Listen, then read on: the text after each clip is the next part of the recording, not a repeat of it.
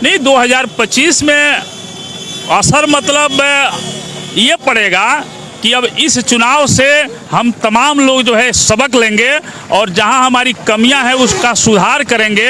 और 2025 में तो समुंदर रहेगा महागठबंधन के पक्ष में। ये सिर्फ महागठबंधन का वोट बिखर गया है तो बीजेपी का जो अपना जो कैडर वोट है उसी वोट में बीजेपी निकल गई है, कैडर वोट में निकल गई है और महागठबंधन का वोट जो है बिखर साथ ही भरा फर्नीचर उद्योग, जहां पे शीशम और सागवान की लकड़ियों से बना हुआ आधुनिक फर्नीचर, सोफा सेट आदि में सामान में भी आपको 10% की छूट, जिसमें फ्रिज, वॉशिंग मशीन। हुए नंबर पे कांटेक्ट करें। गठबंधन की सरकार जैसे गठित हुई है उस वक्त से लेकर कर अभी तक सभी की निगाहें ये थी कि 2 उपचुनाव में महागठबंधन कहीं ना कहीं जीतेगा, लेकिन गोपालगंज में कहीं ना कहीं उसकी ये नैया डूब गई है। लेकिन उसके बाद अभी हम लोग मतगणना केंद्र पे ही थावे में हम लोग हैं और यहाँ पे ही जो है कि डाइट बना हुआ था, मतगणना हो रहा था। हमारे साथ अभी शिव कुमार माझी जी हैं, चूंकि राष्ट्रीय अध्यक्ष हैं अखिल भारतीय चौहरमल मार्च के ये, और इनका जो कि जिस तरीके से कहा जाता है कि काफ़ी पुराने लीडर हैं ये, राजनीति को बड़ी समझते हैं ये, राजनीतिक समझ जो है कि जिस तरह से कहीं ना कहीं बिहार के लोगों में बहुत कम देखने को मिलता है, खास करके जो परिपक्व लोग होते हैं वो कहीं ना कहीं इसको नज़रअंदाज कर देते हैं। कई बातें ऐसी होती जिसे घुमा फिरा के वो कहते देते हैं, स्पष्ट रूप से नहीं कह पाते हैं। सबसे पहले शिव जी आपका सब स्वागत है मेरे चैनल। जी, आपको और आपके चैनल को बहुत बहुत धन्यवाद जो आपने इस चुनाव में हमारी प्रतिक्रिया जानने का कष्ट किया। अभी जिस तरीके से महागठबंधन की हार हुई है गोपालगंज में, इसे आप लोग किस नज़र से देखिए, ये गोपालगंज उपचुनाव जो है ये तो हम मानते हैं कि महागठबंधन के लिए एक बहुत बड़ा सबक छोड़ा है, एक बहुत बड़ा संदेश छोड़ा है। और मेरा मानना है कि हम लोग ओवर श्योर में, ओवर कॉन्फिडेंस में और मतलब राजनीतिक मैनेजमेंट के चूक में चुनाव हारे हैं।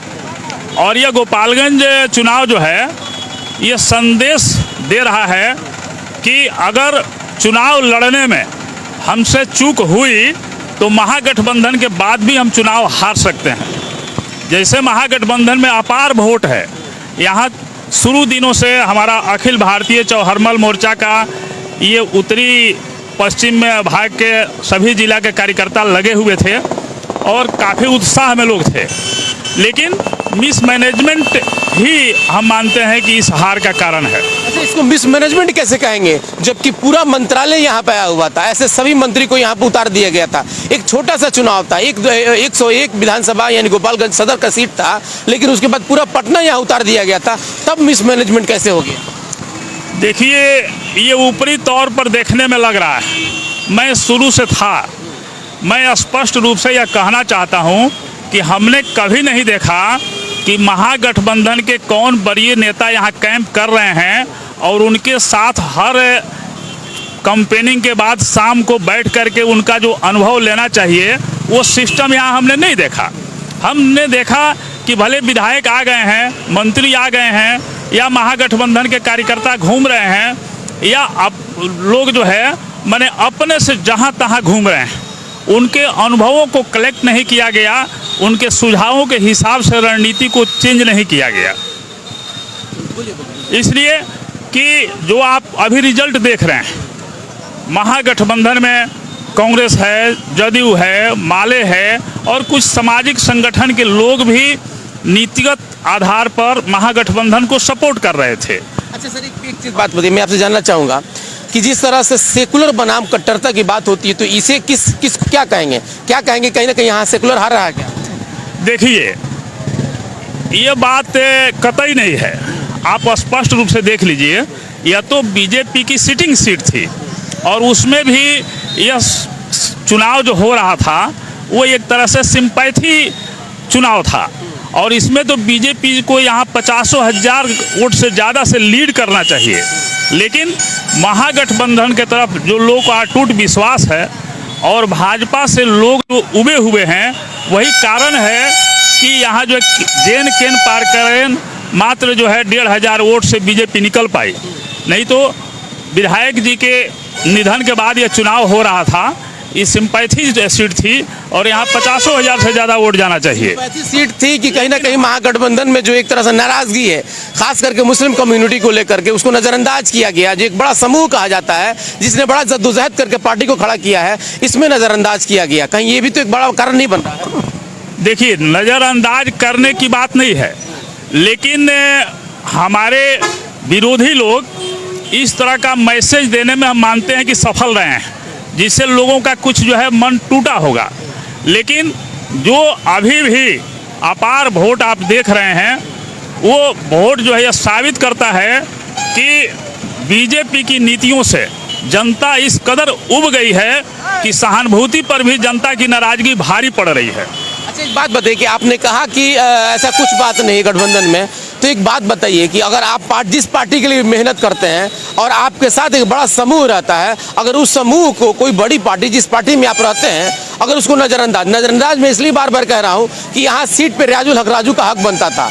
आखिर समय में भी लग रहा था कि उन्हीं को टिकट मिलेगा, लेकिन उनको नहीं दे करके मोहन प्रसाद गुप्ता को दिया गया। और जब उनसे रियाजुल हक राजू से हमारी चैनल ने बात किया तो उन्होंने कहा कि बनिया वोट को इसलिए दिया गया टिकट कि वो लोग हमेशा मुस्लिम को वोट नहीं देते थे, इसीलिए मतलब इस बार दे दिया ताकि वो हिंदू मुस्लिम नहीं चले। दूसरी बात उन्होंने ये कहा कि अगर मुसलमान बनिया को जिस तरीके से मतलब वोट दे रहे हैं तो वो जीत जाएंगे। तो क्या लग रहा है कि मुसलमानों ने बनिया को वोट दिया था? नहीं, वोट तो निश्चित रूप से यहाँ मोहम्मदन का वोट बहुत ज़्यादा है। और आप जो देख रहे हैं अभी ओवैसी जी की पार्टी को भी जो 8-10 हज़ार वोट मिला है, तो आप कैसे कह सकते हैं कि सारे मोहम्मदन जो ओवैसी को वोट दे दिए? 14,000 वोट मिला। तो ये उतना ही वोटों का नहीं ना पोल होता है। यहाँ आप मीडिया पर आप लोग बतला रहे थे कि 65,000 70,000 जो है मोहम्मदन का वोट है, तो ये वोट आखिर मिला नहीं, तो इनका जो है वोट 69,000 तक पहुँचा कैसे मोहन गुप्ता का? टोटल वोट कहा जाता है कि 65,000 के आसपास मुस्लिम वोट है। तो मुस्लिम वोट अगर 65,000 के हम लोग बात करते तो पोल तो 50% हुआ है। अगर 50% पोलिंग अगर हुआ है, बिल्कुल नहीं, ये सिर्फ महागठबंधन का वोट बिखर गया है। तो बीजेपी का जो अपना जो कैडर वोट है, उसी वोट में बीजेपी निकल गई है, कैडर वोट में निकल गई है, और महागठबंधन का वोट जो है बिखर गया है। 78,000 वोट मिला था इससे पहले सुभाष जी को, और लगभग 41,000 वोट मिला था साधु यादव जी को, और 27,000 वोट मिला था गफूर साहब को। तो 78,000 वोट तो नहीं मिला है इस बार बीजेपी को। नहीं, तो आप देख लीजिए ना, जो 78,000 वोट मिला है उससे भी उसका कम हुआ है, उसी में उसकी जीत हो गई है। और हमारा जो है वोट 1 लाख के आसपास है। तो कुछ वोट इस मिसमैनेजमेंट में हम मान रहे हैं कि मिसमैनेजमेंट में जो सही ढंग से लोगों को, कार्यकर्ताओं को, गठबंधन के लोगों को समेट नहीं पाया गया, उनके साथ उठ बैठ लगातार इलेक्शन में नहीं हो पाई, उनका अनुभव नहीं लिया जा सका, जिसके वजह से कुछ वोट जो है निष्क्रिय हो गया और कुछ वोट बंट गया। इसकी वजह से बीजेपी को अपना कैडर वोट में ही फायदा हो गया। अच्छा, 2025 में इसका असर पड़ेगा क्या? नहीं, 2025 में असर मतलब ये पड़ेगा कि अब इस चुनाव से हम तमाम लोग जो है सबक लेंगे और जहां हमारी कमियां हैं उसका सुधार करेंगे, और 2025 में तो समुंदर रहेगा महागठबंधन के पक्ष में। एक बात और बताइए सर कि सुधार करने का तो मौका था आप लोगों के पास। सीवान का एक बड़ा फैक्टर कहा जाता है, शहाबुद्दीन साहब का फैक्टर कहा जाता है, उसको नजरअंदाज करना क्या महागठबंधन के लिए भारी पड़ा है क्या गोपाल? देखिए, महागठबंधन शहाबुद्दीन साहब को कैसे नजरअंदाज कर सकता है? फोटो क्यों नहीं लगा था उनका? ना फोटो लगा था, ना उनके बारे में कोई बात कहा जा रहा था, ना उनके परिवार में किसी को बुलाया गया था। सारा मंत्रिमंडल आ गया था, लेकिन 35 किलोमीटर दूरी पर रहने वाला शहाबुद्दीन साहब का परिवार कोई यहाँ नहीं आया। नहीं, देखिए, ये मीडिया पर जो प्रचार चल रहा था, हमारे विरोधी साथी जो है, जो एनडीए के साथी हैं, इस चीज़ को काफ़ी हवा दिए और मीडिया में फैलाने में सफल हो गए, और वो मैसेज वहाँ तक चला गया। तो ये लोग में कन्फ्यूजन हो सकता है, नहीं तो नज़रअंदाज करने का सवाल नहीं है। यहाँ के कैंडिडेट का जो कैसेट प्रचार का बना हुआ था, उसमें भी शहाबुद्दीन साहब का नाम था, हर जगह नाम था। कहीं नहीं नाम नहीं, हम गाड़ी में प्रचार में रहे, उस गाड़ी में जिसमें हम घूम रहे थे, उस प्रचार के कैसेट में शहाबुद्दीन साहब का नाम गाना बना हुआ है। ये रिकॉर्ड की बात है। हम जो बात कर रहे हैं कोनो हवा की बात नहीं कर रहे हैं, वो रिकॉर्ड की बात है। अब पता नहीं कि आप लोग मीडिया वाले हैं, कहा जाता है कि जहाँ ना पहुँचे रवि और वहाँ पहुँचे मीडिया का कवि, तो आप लोग कैसे उस कैसेट को नहीं देख पाए? और हमारे विरोधी साथी जो आप लोगों को बतलाए वही आप लोग चलाते रहे, तो हम ये मीडिया पे इल्जाम मत लगाइए सर। ये मीडिया पे देखिए बड़ा सॉफ्ट टारगेट रहता है मीडिया, कोई भी तुरंत मीडिया पे खेल देता है सर, जबकि पूरा बिहार के लोग और पूरे महागठबंधन के लोग भी समझ रहे हैं इस बात को। आप हमारी बात सुनिए, हमारी मंशा को समझिए। मैं मीडिया पर भी दोष नहीं लगा रहा हूँ और विरोधी साथियों पर भी दोष नहीं लगा रहा हूँ। इलेक्शन तो ये शतरंज का खेल है, राजपाट का खेल है। वो मीडिया, हम ही मानिए कि कोई बात आपको विश्वास में लेकर के गलत बात ही आप बोल देंगे, आप मेरे विश्वास पर चला देंगे।